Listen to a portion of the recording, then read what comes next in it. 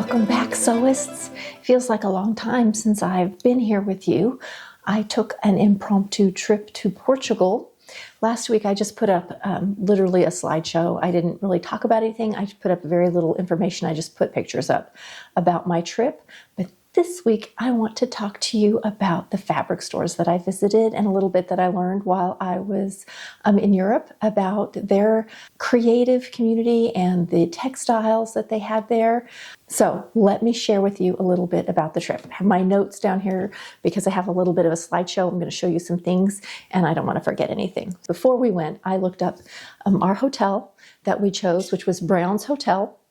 And we chose that area. It was in the Baixa district, and it is close to the sea. It was close to a lot of public transport. It was somewhere an older area, so we had lots of beautiful buildings to stay in. The hotel that we stayed in was built around 1760.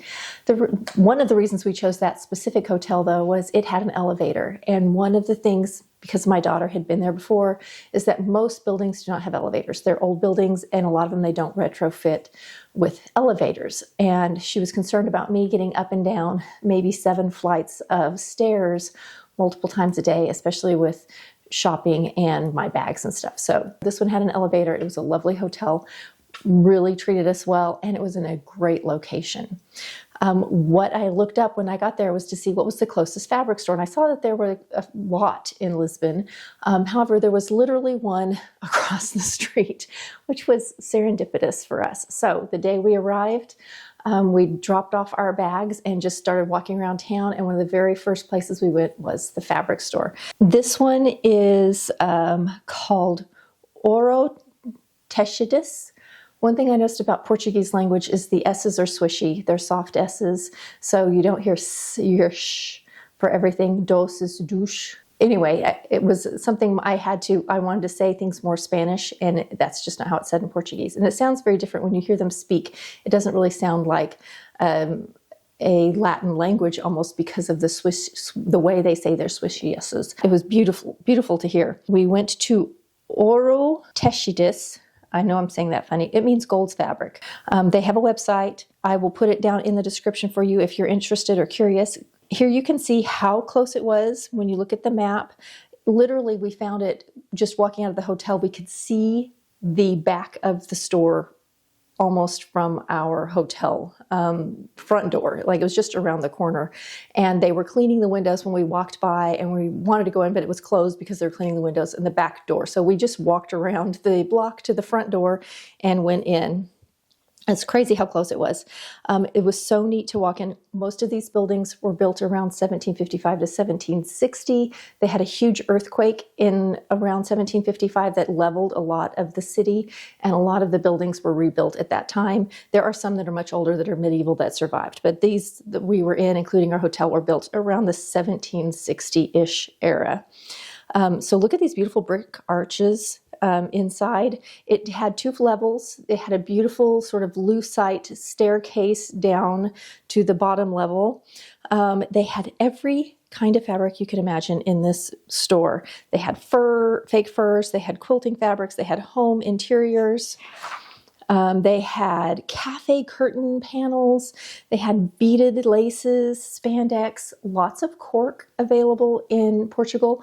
I noticed when we were on one of our bus trips, when we took a bus somewhere, that we could see trees that had been stripped of the bark below, and the only thing I could think of is they're either cork or perhaps frankincense, which I didn't think grew there. So I was pretty sure they had a cork industry, and I was right. A lot of these souvenirs were made of cork, and there was cork in every fabric store. So after we went shopping, I'm going to show you all the things that I purchased there. I didn't buy a ton at the first store because I wasn't sure, and I had to figure out how to get it all home in my carry-on bag. So I bought a few things there, and then we took a walk from there straight down to the water. Again, just a few minutes walk. So I took my fabric for a trip to the sea. So I will show you that in a minute, but this is us going down to the water, and you can see how easy it was for us to get down. It was just a straight shot. We did it every day. We pretty much walked down to the big main square. It rained almost the entire time we were there. The first day was gorgeous, sunny and beautiful, but after that it rained hard. We were soggy all the time. It was worth it. It was so fun. That was done on the first day. Then we did a couple trips out of town to visit other things. And then on the last day, I took another walk to another fabric store that was about a 3-minute walk from the hotel. on the same street. That it was just up a little bit from the one we were at. And this one was called Feirados Tussidos, I believe, and it means fabric fair.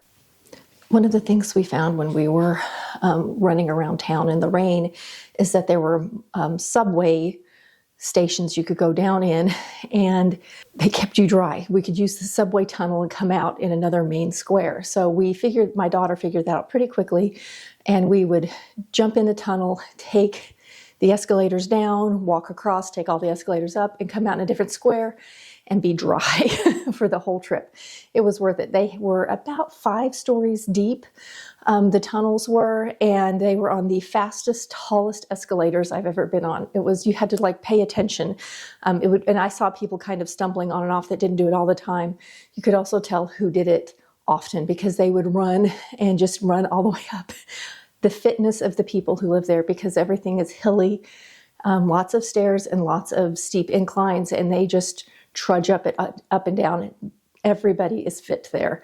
The running, the jogging, the biking, the walking was amazing, and it was a lesson to me. I averaged 15,000 to 20,000 steps a day, and that's including my travel days and everything. My first day there, I got 20,000 steps in, and that was after traveling. So the first time we found it, we just were running over to a restaurant there, and we ran across the fabric store. Then I went back and looked, and I saw it was a straight shot up from our hotel. So on the last day, my daughter took a nap, and I just walked up there real quick. And so this is what it was like when I walked up. All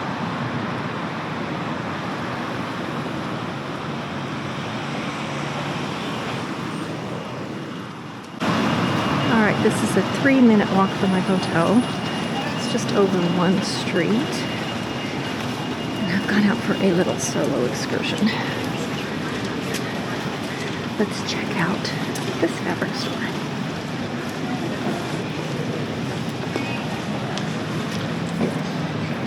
It was a big store, again, one level this time, but they had table after table after table of remnants, and they, instead of folding them neatly, they were literally piled on, so it was easy for you to pick through, and you didn't feel bad about messing it up. It looked beautiful. It was just beautiful piles of fabric, and they were just priced by the piece. Most of them were just over a meter, and they had the price just clipped in it, and the tables were by price. So €6.95 a euro, €7.95 a euro, €8.95 a euro. That's how they were set up. I bought a bunch of fabric pieces there. The prices were great, and I found that if you went from different tables, you could find the same piece, the same fabric in multiple pieces if you needed larger yardage, which I did. So I'm going to show you all of that. Let me tell you one of the things that I found when I was in the stores. They were incredibly busy with locals. There were, of course, tourists there too. We were kind of in an off season. It was, early February and rainy. They actually had a huge cyclone that came through around the time we were there, not in Lisbon, but in Portugal. So I was surprised to see how busy they were. Like the first store we went in, when my daughter and I walked in, like a few minutes after, it came in 2 young sort of teen boys, very cute, definitely were into designing their own stuff in there, picking out fabrics. And then here came a grandma and a grandkid in shopping. Like it was all the locals, and everyone was in there shopping, buying stuff to make napkins, buying stuff to make quilts, buying stuff to make clothes, buying their cafe curtain fabric. Like you could just see, it was part of the culture there. Everyone bought fabric for something.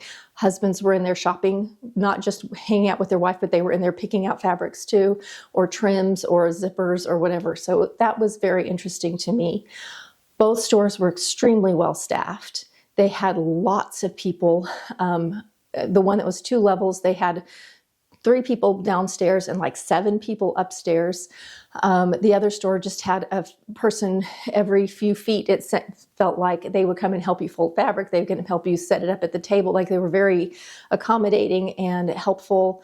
Almost everyone spoke some English, if not good English, everywhere we went. They appreciated you trying to speak a little bit, like just saying bom dia and a few things for obrigada was very appreciated, but I found the people to be incredibly warm and very friendly, very helpful. It was really a lovely experience as far as just the people, the local people there. Even when we were traveling and we couldn't find our bus, everybody was lovely and super helpful. Even if they didn't speak good English, they would help you find somebody who did. It was really very nice. One other thing I found, Lisbon was the town that we stayed in. And it technically, the city limits of Lisbon have about 550,000 people. It's a very densely populated old city. A lot of the people live in very ancient buildings. However, it is like Houston, when you can't tell when you've left Houston and you've hit Katy or Sugar Land. It's sort of like that. So when you look up the population, sometimes it includes all of those surrounding communities that touch Lisbon, then you can't really tell when you've left one and gone into the other. So if you include all of the surrounding communities, it's up to 3 million people. And in that population, now I looked in just the city proper, they had 18 fabric stores, which is really something to me, living in a community where all we have are quilt shops left. All that said, let's look at fabric. We're going to start with my Oro Textitis, which was the first shop. Here's my sack. I will tell you, I thought I was going to have to buy an extra suitcase. I packed carefully, and one of my kiddos sent me the vacuum bags to help me get fabric back. She knew I wasn't going to buy anything but fabric, and I did use them. In the end, my bag was so stinking heavy, I ended up checking it to come home. I could not physically lift it over my head to get it in. It probably would have fit. It was tight, but it was so, fabric is heavy. This one I bought, it looked very, of the location, it's just a loosely made cotton, locally made cotton. It's super cute.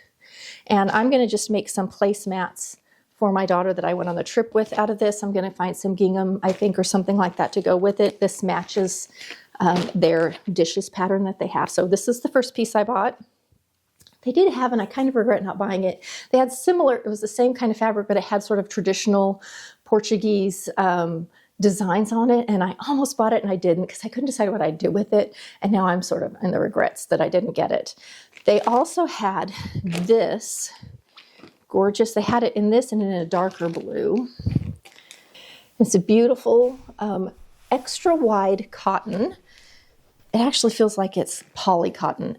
This is one thing I did not get, and I'll probably do a little burn test before I use it, but this is extra wide. It's 108-ish inches wide. So I got a piece like this, and then I got just a half a yard, which is a companion, which is really pretty. So that'll probably become a dress at some point. This is really, I cannot express to you how soft this fabric is. It feels amazing.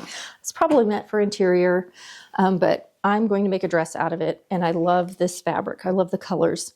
And the last piece I got there was this gorgeous knit. This is a nice kind of ponte weight knit in a soft brushed sagey green. This is the one I bought the most of, and this is the one that's really heavy. I think I got 4 yards, and I got it because I think I'm going to make this out of it. This new look, sort of duster style cardigan. I think I'm going to make it, and I wanted to just make sure that I had enough. This is nice and wide. Really, they had this in quite a few colors. They had so many options there, and it was really hard to decide. And but they do have a website. If you're just curious, like if I were making fancies, they had so many gorgeous beaded laces and beaded netting and sequins and fancies for like dance costumes, that sort of thing. They had loads of that at both shops. So that was my first stop. Now, this is in a flying tiger sack. It came in a white plastic bag that immediately ripped. So I put it in my flying tiger bag. So this is all the remnants. I bought loads and loads of remnants here. This is from the Feadosh Tekedosh. I'm not sure if I'm saying that right. But anyway, that's where this is from. And look at this piece here. Let me get it out. Okay, I have 2 pieces of this. This was $6.95 a piece. They are at least a meter wide, and you can see it's an interesting sort of army green and red houndstooth check. I got 2 pieces of it for $6.95 €1, and they're about the same. I think one's a little bigger than the other, but I have 2 pieces of that. It's a lovely weight, definitely perfect for, it could be a skirt, but I think it's going to become a jacket. I really like that one. Then I got, this is just a little piece of cotton, only $3.95. This is a cotton polka dot, but it was very reasonable. That one was is more than a meter. Then I got this. This is a wool blend. This one was $6.95. And this has got beautiful pattern in it. It's a nice gray on gray, heathered gray. Very beautiful. When I saw this, I thought, oh, that'd make a really pretty skirt. It would also make a beautiful vest. I got a couple satins that I could use for shells or for lining. So just a plain ivory, $6.95. And then look at this beautiful seafoam color. Isn't that pretty? My sister, this is her color. She's going to try and steal this from me, I know. Yep, $6.95. But I also can wear this color, I think. So it's very pretty. So I got that one. And then I got, this is just a soft and drapey red, more than a meter, quite a lot on this piece. And it's wide, so great for a top or maybe even a small dress. Then I found this, also $6.95. Look at the red, it's red and black Georgette polka dot. Isn't that fun? And this one's pretty long. This one is $6.95. I have one, like 1.5 on here, and it's 60 wide.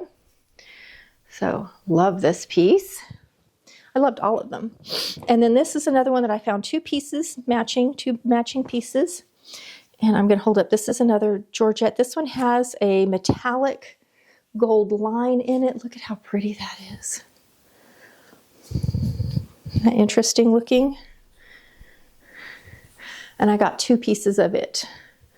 I think it'll be a top, maybe a dress. So, and again, $6.95. So I did really well there. The first place, I know it was just over $100 for the 4 fabrics. And this one was, nope, that's the Flying Tiger receipt. I don't have the receipt. I don't have the receipt. But again, it was a little over $100 for all of it. I could sit and add it up, but I know it was around the 100. So I know I spent close to 200 euro for all of these fabrics, and I got a lot. So this is my souvenir for my trip. I will tell you that I would go back to Lisbon in a heartbeat. There's so much I didn't get to see in Lisbon proper because we kind of left and visited Belém and Evora and visited some medieval parts and even a Roman temple while we were there. But there were some of that stuff in Lisbon that we didn't get to visit. I know there's some Roman ruins that they found after the earthquake that were discovered that they have been restoring and protecting and now are available to see. And there's quite a few medieval buildings and towers and things that we didn't get to visit while we were there. So lots more to visit. And hopefully we'll get to go back. The prices were amazing. The food was inexpensive. The hotel was very reasonable and it was lovely and had amazing service. Had free Wi-Fi. Almost anywhere you went, there was free Wi-Fi available. The public transport was excellent. We used the buses and the trains. We also used the Bolt, which is like Uber. Also very good, very reasonable, easy to get around. Everything had tappers. It was really easy. Just tap your card, get on and off. Did not have any problems with pickpocketing or any of that stuff. It was really a lovely place. Okay, that's it for today. I hope you enjoyed my my little bit about European fabric stores, and or at least what I found in Lisbon, and my huge fabric haul. I will see you next week for another fun video.